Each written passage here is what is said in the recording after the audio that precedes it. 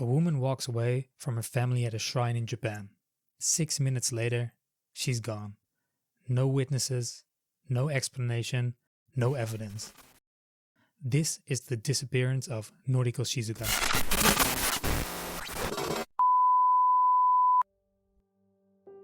On May 3rd, 1998, Noriko Shizuka, a 48-year-old housewife from Shiroi City in Chiba Prefecture, was on a family trip to Gunma during Golden Week, a holiday period in Japan when many people travel.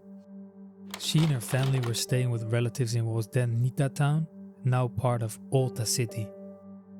The next morning, 7 family members went out together in 2 cars. Noriko, her husband, her daughter, her newborn grandchild, an uncle, an aunt, and her mother-in-law. They were originally just going shopping, but on the mother-in-law's suggestion, they decided to stop at Miyazawa Akagi Shrine to see the azaleas. The shrine was known for its flowers, and it was a popular seasonal spot. When they arrived at around 11:30 in the morning, it was raining. Because of that, 5 of them stayed in the car. Only Noriko's husband and the uncle went ahead first to pray.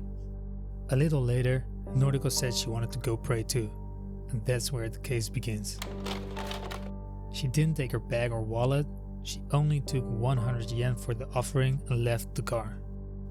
That 100 yen gets mentioned a lot in retellings of the story because it's oddly specific, but honestly, I don't think it's especially meaningful. At shrines in Japan, people just usually borrow what they can from family members or what they have left in their wallet, so to me it sounds less like a clue and more one of those details that the family just happened to remember. After Noriko had left the car, her daughter stepped outside because the baby had become fussy. While she was outside, she saw what looked like her mother standing several dozen meters away, but not in the main direction of the shrine.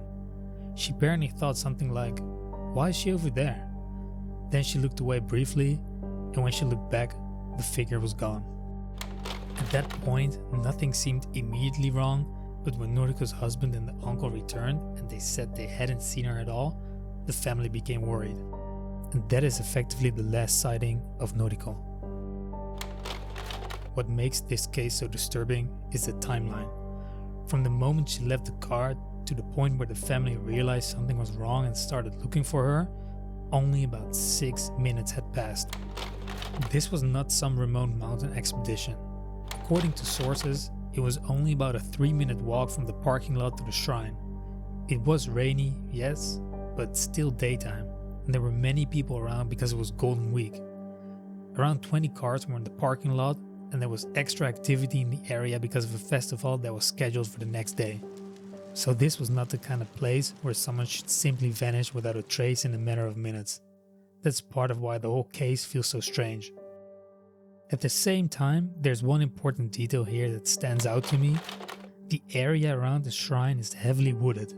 Right next to the parking lot is a dense forest, and there are paths running through it, including a shortcut that reportedly connects the parking area to the shrine. Some sources suggest Noriko may have taken that route, though it's not confirmed.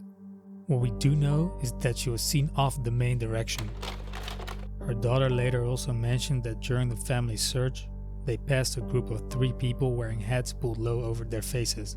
That detail gets treated as suspicious in some retellings, but personally, I don't think it stands out much.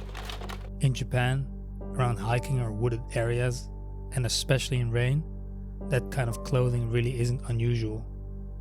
In the end, her family found nothing. At around 1:30 p.m., a missing person report was filed. By around 4 p.m., police and firefighters were already searching the surrounding area. Over the next 10 days, about 100 personnel were involved in searches and canvassing.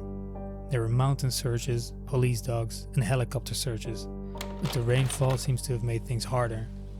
Search dogs reportedly could not accurately trace her movement. Noriko was said to be around 156 centimeters tall, wearing glasses, carrying a red umbrella, and dressed in a pink shirt, black skirt, and blue sandals. In other words, not exactly subtle. And still, nothing was found. No umbrella, no glasses, no sandals, no body. No confirmed sign that she had fallen, wandered off, or had been attacked. Only about 20 tips came in and none led anywhere. The next day, there was one report of a similar looking woman seen on the forest road about 3 kilometers north of the shrine, but that was never confirmed. Then, 7 months later, a home video recorded at the shrine around the same time was sent to a TV station. In the footage, there was a woman with a red umbrella, but Noriko's family said it was not her. There was also mention of another faint figure deeper in the forest, but that person was never identified either. After her disappearance, Noriko's home in Chiba also received silent phone calls. The caller ID suggested places like Tottori and the Osaka area, but no confirmed connection between those calls and Noriko was ever established. As time passed, different explanations started to appear. One theory is that she intentionally disappeared, perhaps because of an affair. But there's a major problem with that. The decision to visit the shrine was apparently made only about an hour earlier, based on the mother-in-law's suggestion. From Chiba, where she lived, it would have taken about 2.5 hours to drive to Akagi Shrine. So unless someone had already been following her in advance, it's hard to imagine an affair-related meeting being arranged there on such short notice. Another possibility is that Noriko may have left voluntarily. Some Japanese sources mention family conflict or domestic violence as possible background factors. In that kind of situation, it's not impossible that she may have used the trip as a chance to walk away, or a family member may have been involved and the story of what happened at the shrine may have not been entirely accurate. It can't be ruled out completely in theory, but there's something that makes me hesitate with that explanation. Much of the information about the case later became public through television appearances by the family, including Noriko's husband. In 2006, 8 years after her disappearance, the case was featured on TV Asahi's program, Terebi no Chikara. At that time, murder in Japan still had a statute of limitations, so some Japanese sources argue that if someone in the family had actually been responsible, deliberately bringing attention back to the case before that period had passed would have been a risky move. That alone doesn't prove anything, but it does make a staged disappearance theory harder to accept confidently. Some people even push this into more extreme territory, including speculation about North Korea. But personally, I have a hard time with an abduction theory itself. This was broad daylight, at a shrine, during Golden Week, with people around. If someone had forcibly approached her, moved her, or gotten her into a vehicle, you would expect some kind of reaction, shouting, struggling, movement, something. Instead, there was nothing. Some Japanese sources have also mentioned that Noriko may have had symptoms similar to Meniere's disease, such as dizziness or balance issues. Though her exact condition was never publicly disclosed, if that's true, then a small practical decision, walking slightly off route, possibly towards the back of the shrine, perhaps even for something as ordinary as relieving herself, could have turned into disorientation very quickly. And once that happens in dense forest, it may not take much to keep moving in the wrong direction. You think you're correcting yourself, you think you're heading back, but in reality, you may be moving further away. To me, that fits his case better than an abduction or some elaborate planned disappearance. It also explains why the 6-minute timeline may be misleading. Maybe nothing dramatic happened in those first 6 minutes at all. Maybe she simply moved in the wrong direction and no one realized it in time. And if the search focused too much on the expected route or not far enough into the forest, that matters.